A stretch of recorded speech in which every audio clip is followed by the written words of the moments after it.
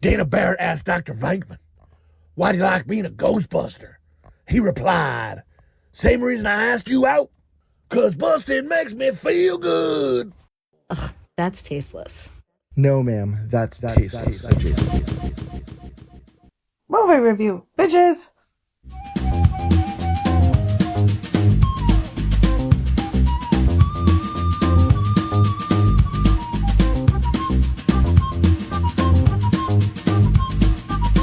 No place to hide it, baby. No place to run. You pull the trigger of my love Jason, movie review, role models. I am Jay Chowder. We have Bone. Fuck you, Miss Daisy. Slopdog. My mom, your mom let me keep it after I fucked her.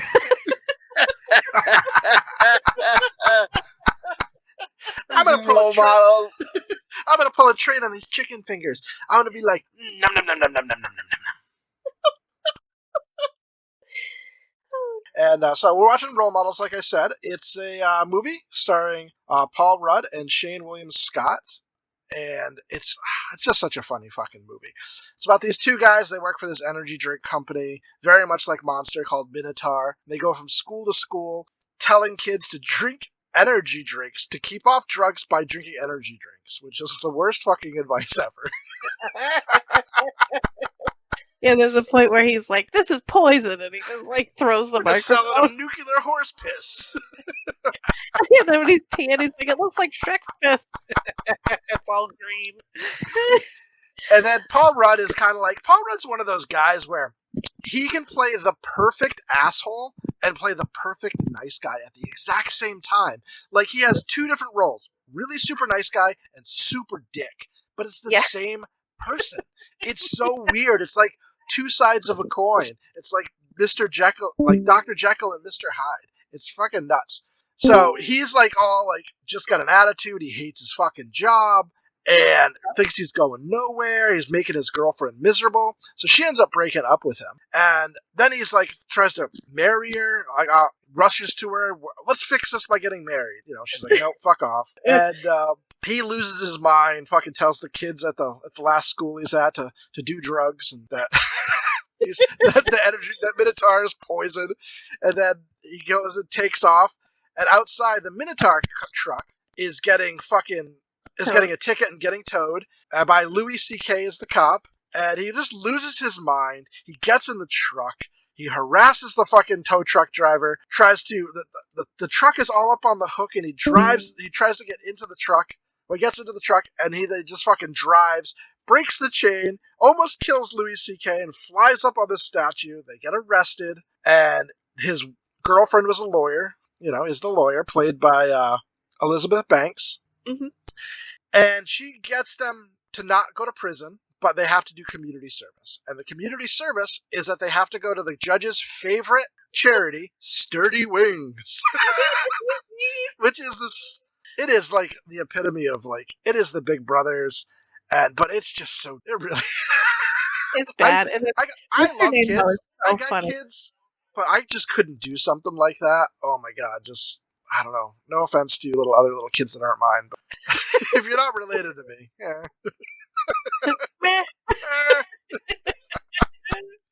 And the owner of Sturdy Wings is Jane Lynch. Yeah. Slopdog, what do you think about Jane Lynch?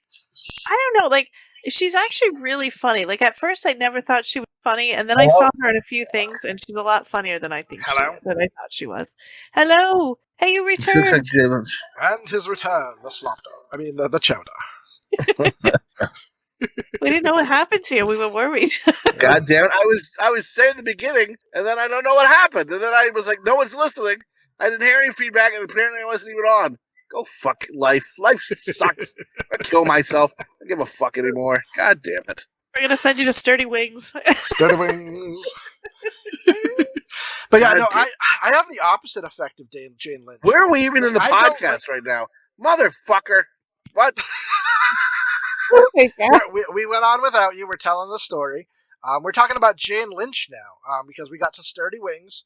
And Jane Lynch, I don't know, something about Jane Lynch. I don't find her funny. Like, she plays the same I'd like to fuck role her every because I single like time. Dennis Leary, and I'm not gay, so I'm not going to fuck Dennis Leary. But I think if I fucked her, I'd feel like I fucked Dennis Leary, but then I would also not be gay. Why? Whoa. Do you think she looks like Dennis Leary? She looks exactly like Dennis Leary. Does she? I think she does look kind of manly. Like, she's not, you know what I mean? She's not like a I'd petite- get away with being gay, I think. I'd be like, it's easy to be rowdy in the sack. See, she's always horny in every fucking movie she's in. The way she's playing with that hot dog, and then even in the end credits, they're fucking around with the hot dog playing with it. And I'm like, dude, I don't know. Like I said, I could fucking get away with some, I'd probably call her Dennis as we fucked, maybe. There's just something about her. I'm just not a fan. She's so aggressive and, I don't know. I don't think I'd be friends with her in real life or anything, but I can understand that. There's certain, like, I don't think it's funny at all, so I get it. Not every, they can't all be petite. But this movie, she makes this, like, her character is ridiculous. Yeah, she's got a good character. But I love how she says this. She's like, my dad was a salesman. What'd she say?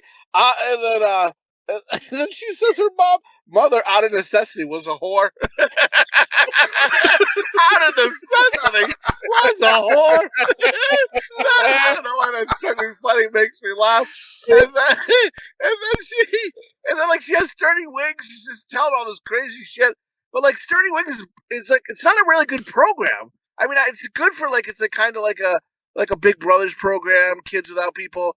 But they have people who have to do community service who are in trouble, drugs, or in jail, taking care of these kids that already have bad shit in their life to like make I think the majority of them are volunteers. They're not molesters. They're not like all. I think these are the two the judge just kind of sent because it wasn't like they were doing violent. They didn't do violent crime. Yeah, they didn't do violent crime. They weren't drug addicts or like rapists or murderers. You know what I mean? I don't know. Like, it weirds me out. And anybody who like volunteers for that, like, I understand maybe you're trying to do a good thing, but it gives me a vibe if you're volunteering for that stuff. Like you're in the Boy Scouts, like you want to fuck a kid, you know what I mean? Like, and I'm just like, it weirds me out, Like I don't know. Guy that would love Take Me Down to the Streets. That guy, like he's a creep. That guy's a fucking creep. Oh, I like the black kid. He's just like, he says he likes to get fucked by robots, and he draws that drawing of the robot dick just going through him. It is like awesome. Like Ronnie's the fucking best. I love it so much. So when the guys get to Sturdy Wings, they got their littles because they're bigs, and Wheeler. Even that sounds wrong. I know, right? Wheeler's played by Shane William Scott gets Ronnie. This probably like 10-year-old Sean. What did I Sean. say, Shane? You did the same thing with Sean Astin. Shane. Who is Shane in your life that you're fucking? Who is Shane in your life that you're fucking? Like, I mean, is this a secret guy? You're sneaking out fucking whenever Shane? I see SCAN, I always want to say Shane because the kid worked for me that his name was Shane and he spelled it SCAN. He lied to you. His name is Sean. He's like, I'm going to tell this fucking cunt that my name's Shane and see if he listens. And he called him Shane. He just maybe his parents couldn't spell. No, that kid fucks you over. I punch that kid in the face when I see him next time. You lying motherfucker. You fucking, your name's fucking Sean, you cunt. Dude, fuck that. Dude, I don't know. I love it when they go to Sturdy Wings, though, and she's showing them, like, this is a good hug. And then she pulls, like, the other guy and, like, gets behind him. She's like, this is not a good hug. And then the Wheeler guy's like, yeah, obviously they don't want us to butt fuck the kids. That's like my favorite line of the movie.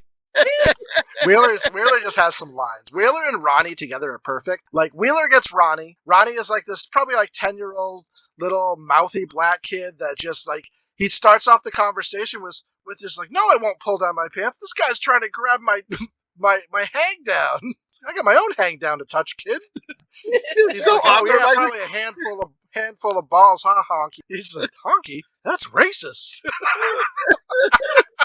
I missed some of the podcast. Did you guys talk about how when they're going school to school, and he says to that guy, yes, like, I know Slopdog, because Slopdog said that in the beginning about the fucking. I just think that's the best. Like, you put a kid in his place. Like, there's nothing better than putting a kid in his place who thinks he's untouchable because he's a fucking living the life. He's just I don't even know how people are high school teachers would deal with these young fucks of this generation. Like, just like know-it-all assholes. I guess every generation's like that. But just know-it-all assholes and just cocky and just like, go fuck yourself. That's right. Fuck your mother, bitch. You know, make them fucking smell your fingers after you finger their mother. You know, that's right. It's your mother you smell, bitch. That's right. Their That's fucking about orange right. juice. Chowder likes to put kids in his place when they don't, put cheese on his burger at McDonald's. He's gonna be taught a lesson. That's untrue. It's okay. I don't like cheese on my burger, for one. But two, if there's a mistake made, it's fine. But just care to fix the problem.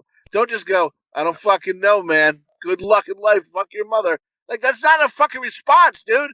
Like, you gotta fucking, like, good customer service. I work a customer service job. Hate it every day of my life. But I'm fucking nice. Ish. And Paul Rudd's character, Danny, gets Augie, who is a little bit older, probably like, 16 years old? McLovin. McLovin. And he is into LARPing, basically, which is lair in this. And he's got a cape and a foam sword. And are you into that shit, Bo? Do you like D&D and all that shit? I love D&D, but I never got into LARPing. Like, it was just too much. I remember going with my friend to go see her sister at a campus, and there was this big battle of people LARPing in the middle of the campus, and I was just like, man, I want to call them a nerd, and I'm a nerd. You're like, Jesus, this is too much for me. I'd feel confident I was getting some pussy if I was you. I'd be like, I'm the fucking best motherfucker here. I ain't no nerd. I'm getting the fucking pussy left and right. Dude, like, there's no fucking way. Me everywhere, and I was just like, yikes. Dude, I remember... College full of virgins, how does that happen? The first realm of Moist Chicken, we were in there, and the guitarist worked with this other kid, who was a nice kid, but he was into that fucking role, like, LARPing, or whatever the fuck it's called, and like, they're like doing it, and they're like really sword fighting, and he's showing us like in his trunk like an axe and a sword he made, and I'm like, this is too much. Like, I'm like, awesome, thanks for coming to the shows, but this is nerd shit, dude. Like, I'm not getting into this shit. Like, fuck you, dude. No, but I understand it. It is getting like, it's just like anything. It's like reading a fantasy novel or playing a video game. God bless you, but it ain't for me. You're escaping from reality. Yeah. And doing something you enjoy. So, I don't think it's a bad thing. Like, if my kid decided to LARP, I would LARP with him. That's fine. Oh, boy. I think it'd be fun. But it's not a couple of Sidney Lapas over here. Listen, I like that line he says where he's like, fucking, we can, I like it because it lets me escape reality. And I'm like, oh my God, like every day I feel that way. Like when I'm like writing something or thinking about something for the podcast, like I just like, it takes me out of like the shit life and like a life I kind of want to live, And, I felt sad. Yeah, definitely. Yeah, dude. And then like, in the end it comes around though. Like through this thing, it's like everyone's learning, like they're learning, hence they're role models because they're big brothers. But like they're learning as they go, and the kids are becoming like, oh, I can trust an adult and kind of get in the picture. And yes, all four of them were really about themselves, doing their own thing, and together they came together in Kissmanthia. To love together, jealous to win the crown. Bit, though. But I love when he's all upset, Paul Rudd. He's like, I don't know, I just spent the afternoon with Glee Glop and the Floopty-Doos. Yes, but I like how Paul Rudd this movie. I kind of like love the fact that he doesn't give a fuck what he's saying. Like he's kind of like you want to come to dinner? He's like, nah, I don't eat dinner with people. It's not you. I don't like it. And then I'm just like he just like doesn't like feel like, oh man, I'm gonna hurt someone's feelings. He's just like, fuck it. I'm just saying what I feel, and that's it. I like that. Like I like there's that movie Why Him with like I don't know, the guy who played Green. Fuck, I can't remember his name. He got in trouble for like James Franco, and that movie was really good. He like just was rich and he just swore and just said what he wanted. And I'm like, I want to be that. I just want to be me and not without just the care. Money, you are that. Yeah, then you can do whatever you want. Really, I mean, that's the whole. But I can't do it 9 to 5 when I'm wearing a fucking shirt and tie and my khakis and I'm fucking like in the office. You know what I mean? Like I can't be like, hello, fucking tits and ass. You know what I mean? But I love, like, I don't know. I just love the word, like how they talk to each other and stuff. It's just funny. Like even like when they're on the trip, when they're on the camping trip, and he's like all of a sudden he's talking about the two birds, and this bird and the bird fuck, and like how they need to finish it or else they just die. And Augie's like, well, why would you tell me this? And he's like, why would I not tell you this? Or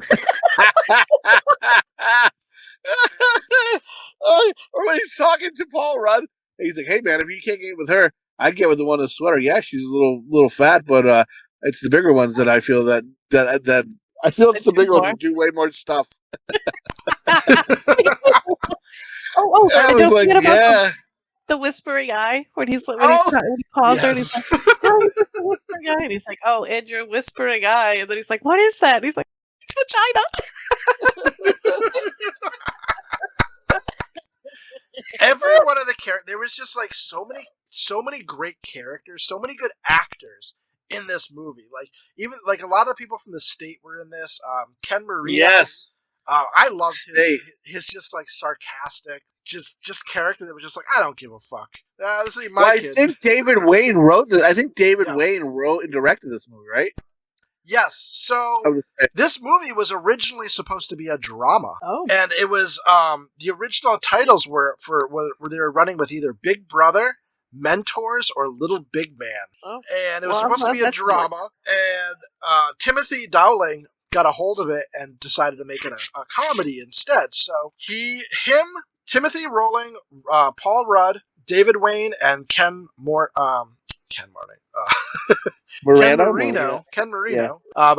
They all wrote it together, or at least like collaborated to make this film and make it the comedy it was. And I think the dialogue is phenomenal in this film. Yes. Everybody's got, and what happened, the reason it felt so super organic is because a lot of it is ad-lib. They wrote the dialogue, but they didn't make anybody stick to it. People just kind of ad-libbed what they wanted, and they kept the different parts. And so I think that ultimately makes it feel more organic than you're reading a script. And one of the things was like Paul Rudd, because they were just laughing so hard, Paul Rudd pissed himself on set because they were ad-libbing and he just couldn't stop laughing. If you can make someone piss themselves, that's a win. And I feel pride. I like when he's like, give him your hat. Give him your hat. He's talking about his crown, and he's all offended. Give him your hat. Made me laugh. Yeah, I like when they're pissing because it's their job, and they're pissing and it's like green, and he's like, it looks like Shrek's piss, and it's like, it made me think of like, you ever like not drink enough water and your piss just turns orange, and you're like, Jesus Christ. It's got like a weird aroma. It's almost like thick honey coming in your dick. If you drink, like there used to be this drink between Monster and Adrenaline Rush. When they first came out, I just like, when I was in like my 20s, I used to just drink nonstop energy drinks and my piss was like bright green.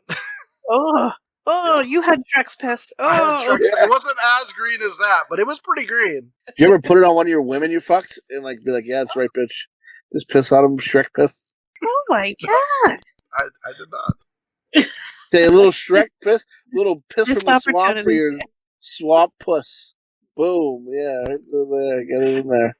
And one of the most quoted parts of this movie is when, in the beginning, when he goes to the Starbucks and he's like, "I'd like a large coffee." You mean a venti? No, I'm in a large. A venti is a large. No, a venti is 20 in Italian. Tall is large. Grande is tall is large in Spanish. Congratulations, you're stupid in 3 languages.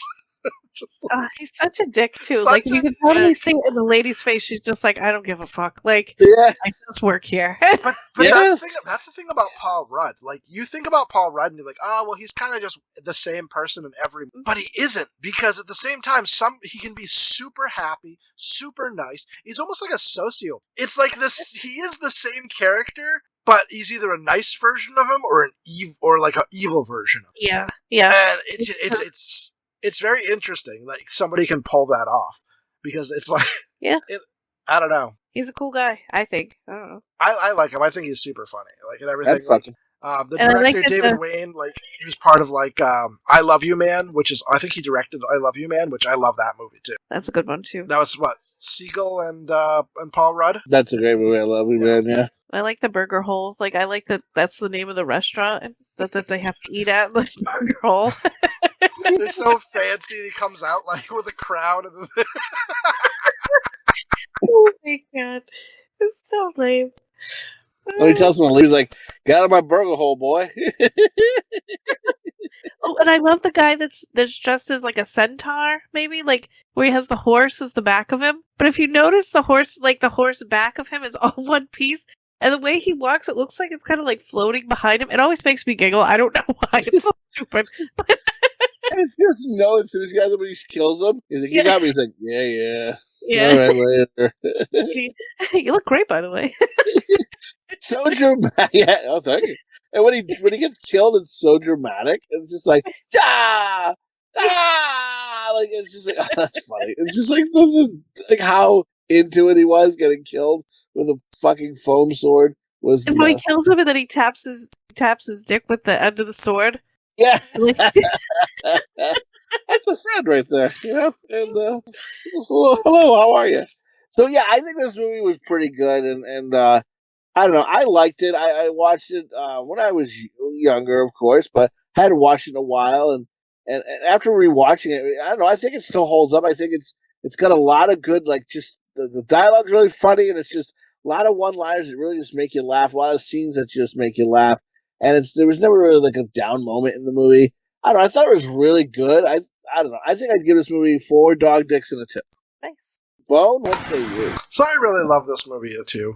I've been kind of torn, because every time I watch this movie, I'm thinking, like, if I pass it, like, I'm streaming, I'm looking, I'm like, I'm like, role models, yeah, maybe. But then once I watch it, I fucking love it. And it's just so funny. There really is no downtime in this film. It's all just jokes, laughing, dialogue. Everybody's having so much fun. The soundtrack is fucking awesome. There's a lot of kiss in it. It's so fun. And every one of them have such a different dynamic. Like, if we went to Sturdy Wings and Wheeler would have got Augie, Danny would have gotten Ronnie, it would have been I don't think it would have worked. No. I think they would have ended up going to jail. Like, Augie and Paul Rudd were like perfect matchup, and freaking Wheeler and Ronnie were That's why that lady knew. That's why she put them together. She can't bullshit a bullshitter, dude. She knew her shit. She put them together. She sucked that judge's dick for coke, got them off, and I think it was she knew what she was doing. Side note: when that Augie kid was like making out, like in the beginning with the fake girl, it made me think of when we were kids. Check the old episodes, folks. Breaking out of jail, right? It made me think of that. Anyway. Oh no! And then, I'm making out with the wall. I love how, like, she says to them with it, she's like, "Yeah, just talking about don't bullshit her." And then she says that she's just there to service these young boys, and they're like, "Who?" Yeah. At the end too, and she's like, "Congratulations, boys! You bullshitted the bullshitter. Good job, boys!" And but no, when that Augie kid's like fake making out with the girl. Like, we have a story when we were kids. Like I said, old episodes. I'm not gonna get into it, but like when we were kids, we played breaking out of jail, and we'd fake make out with a wall because we had a fake girlfriend. And I was like, "Oh my god, we're like that kid. we were losers." Oh, and I love the part too where she's like, "You know what I had for breakfast? Okay. You know what I have for lunch? Yeah. Like, okay." And when Wheeler left Ronnie at the party, like, he left him for like, what, 20 minutes? Ronnie should have stayed and watched the other guys play video games. Why did he go home? Little bitch. Couldn't hold his own. Yeah, I acted understand like a real she probably shouldn't have done it. Yeah. But that was the hottest school teacher I've ever seen in my life. And, I've never had a teacher that looked like that.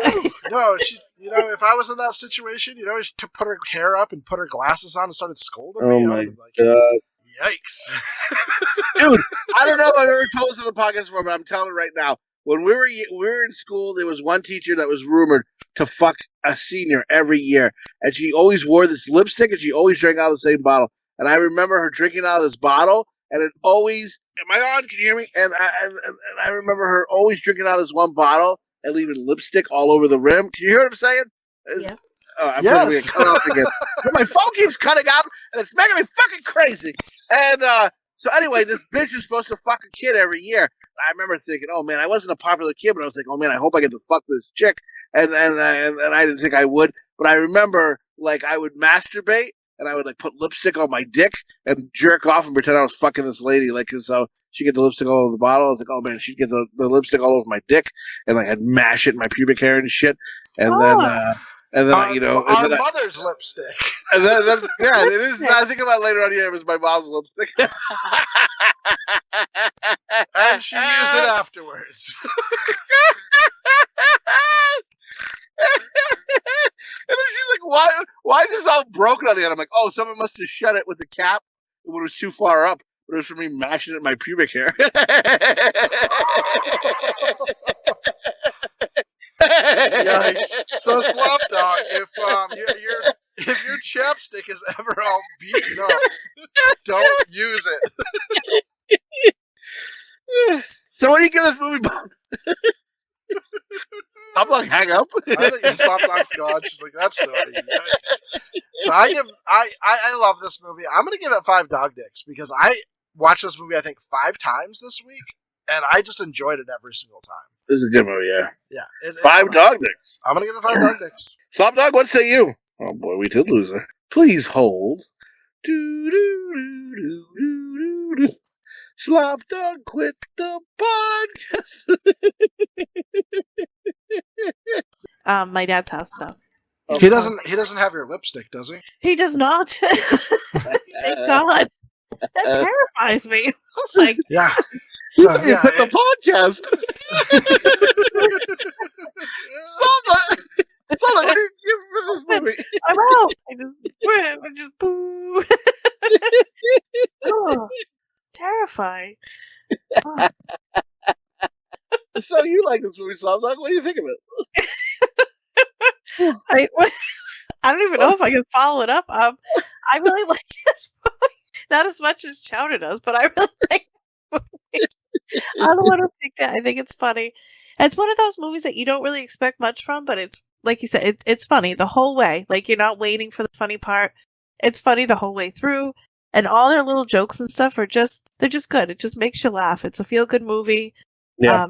This is one of my favorites. I would give this, I give it 5 dog dicks. I enjoy it. I'll just put it on and watch it. So I'll give it 5. 5 dog dicks? Yeah. So how much do we give it all together? Yeah, do your math, Bo. Hello. So we give this 5 dog dicks and a tip. Woo! It is a bona fide pounder.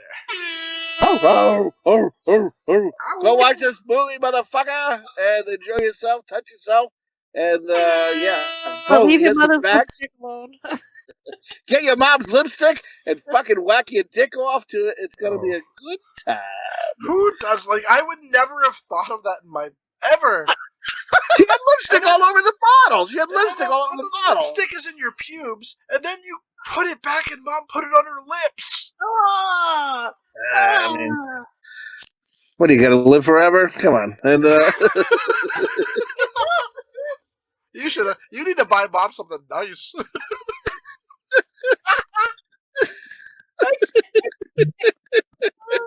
all right, you got any facts of life about this movie, kid? Well, I already threw out like some facts, like who wrote it and stuff, but I got some other ratings of whatever everybody, some other ratings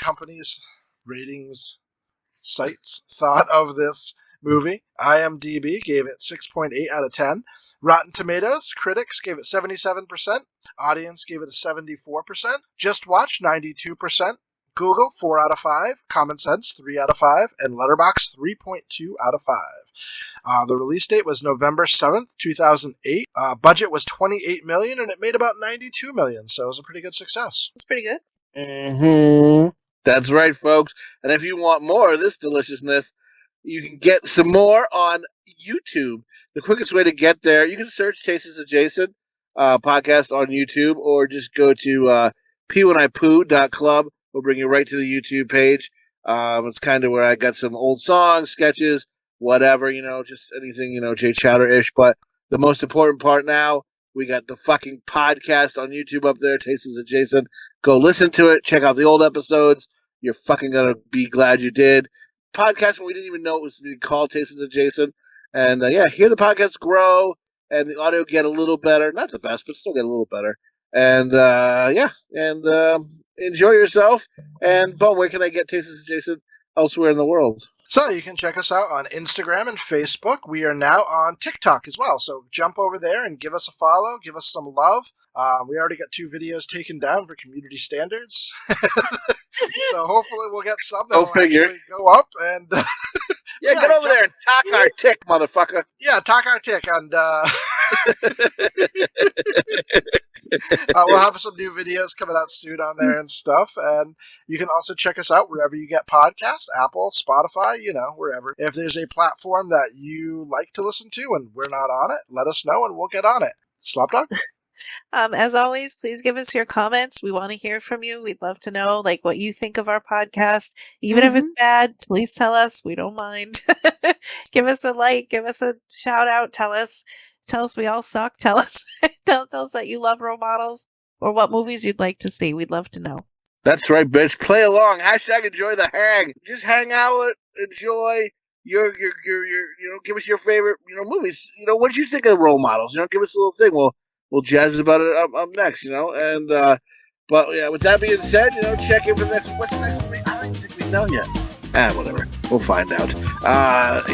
So say it to Shepherd. So say it to Flock. I'm so fucking off this week. Fuck my mother. All right.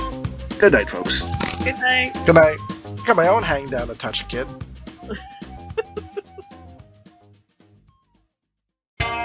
What are you, some kind of dog dick?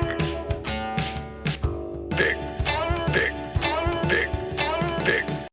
What? What? Did you say something? Did you get lipstick in your ears? Somebody find my teeth. They got lipstick on them. Aww. All night and part of every day? Sorry. Love, take me down to the streets.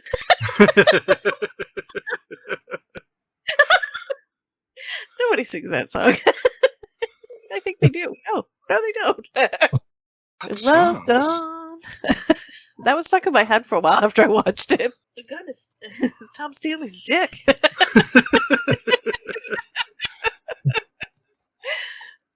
I'm gonna run a train on those chicken fingers. I'm gonna be like nom nom nom nom nom nom. Not rolling with the ladies, are you? I don't know the words to this fucking song. Love gun.